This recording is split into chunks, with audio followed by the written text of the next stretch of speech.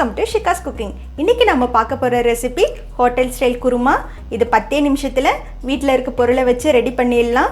ஆனால் வாசனையும் டேஸ்ட்டும் நம்ம ஹோட்டலில் சாப்பிட்ற மாதிரியே இருக்கும். இது பூரி, சப்பாத்தி, இட்லி, தோசைக்கெல்லாம் நல்ல ஒரு காம்பினேஷனாக இருக்கும்.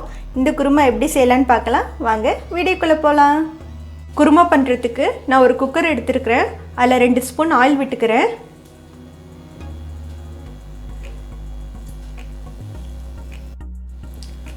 ஆயில் சூடானதும் ஒரு துண்டு பட்டை, 4 லவங்கம், ஒரு அன்னாச்சிப்பூ, ஒரு ஏலக்காய், ஒரு பிரிஞ்சி இலை. இது ஃப்ரை ஆகட்டும். இது கூட 2 பச்சை மிளகாய், ஒரு கொத்து கருவேப்பிலை, கட் பண்ணி வச்சுருக்கிற 2 மீடியம் சைஸு வெங்காயத்தையும் சேர்த்துக்கிறேன். எல்லாத்தையும் சேர்த்து நல்லா வதக்கிக்கலாம். வெங்காயம் ஓரளவுக்கு வதங்கினதும் கட் பண்ணி வச்சுருக்கிற 2 மீடியம் சைஸ் தக்காளி இது கூட சேர்த்துக்கிறேன்.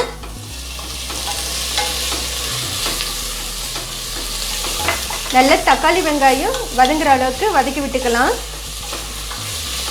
தக்காளி வெங்காயம் நல்லா வதங்கிடுச்சு. இப்போ இது கூட நான் 100 கிராம் பச்சை பட்டாணி சேர்க்குறேன். இது ஃப்ரெஷ்ஷான பட்டாணி. சப்போஸ் நீங்கள் காஞ்ச பட்டாணி எடுக்கிற மாதிரி இருந்துச்சுன்னா நைட்டே ஊற வச்சு சேர்த்துக்கலாம்.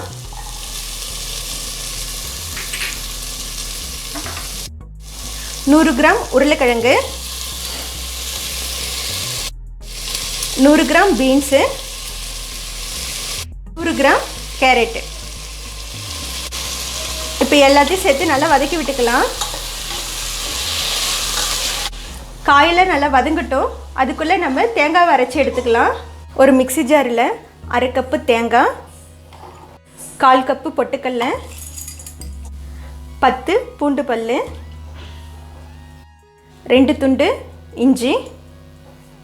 சப்போஸ் உங்கள்கிட்ட இஞ்சி பூண்டு விழுது இருந்துச்சுன்னா வெங்காய தக்காளி கூட நீங்கள் சேர்த்து வதக்கிக்கலாம். இல்லைன்னா இந்த மாதிரி நீங்கள் அரைச்சிக்குங்க. 1/2 டீஸ்பூன் சோம்பு, 1/2 டீஸ்பூன் கசகசா. இது கூட கொஞ்சம் தண்ணி சேர்த்து நல்லா பேஸ்ட்டாக அரைச்சி எடுத்துக்கலாம். இந்த மாதிரி பேஸ்ட்டாக அரைச்சி எடுத்துக்கலாம். காய்கறியில் நல்லா வதங்கிடுச்சு. இது கூட உப்பு சேர்த்துக்கலாம்.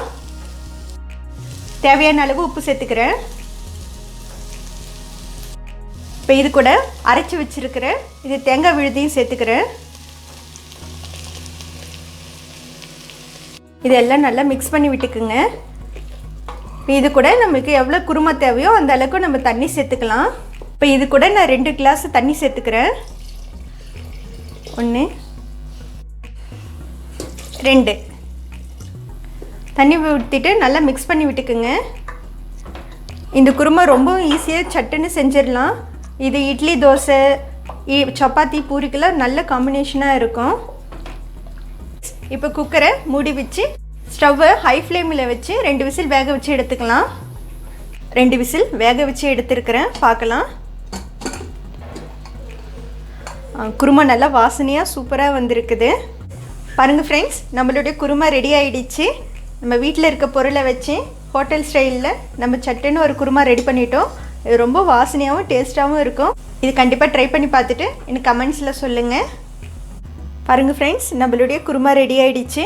இந்த குருமா பூரி, சப்பாத்தி, இட்லி, தோசைக்கு ரொம்பவும் சூப்பராக இருக்கும். ரொம்ப ஈஸியாக செஞ்சிடலாம் வீட்டில் இருக்க பொருளை வச்சு. கண்டிப்பாக இதை ட்ரை பண்ணி பாருங்கள். ரொம்ப டேஸ்ட்டாகவும் இருக்கும்.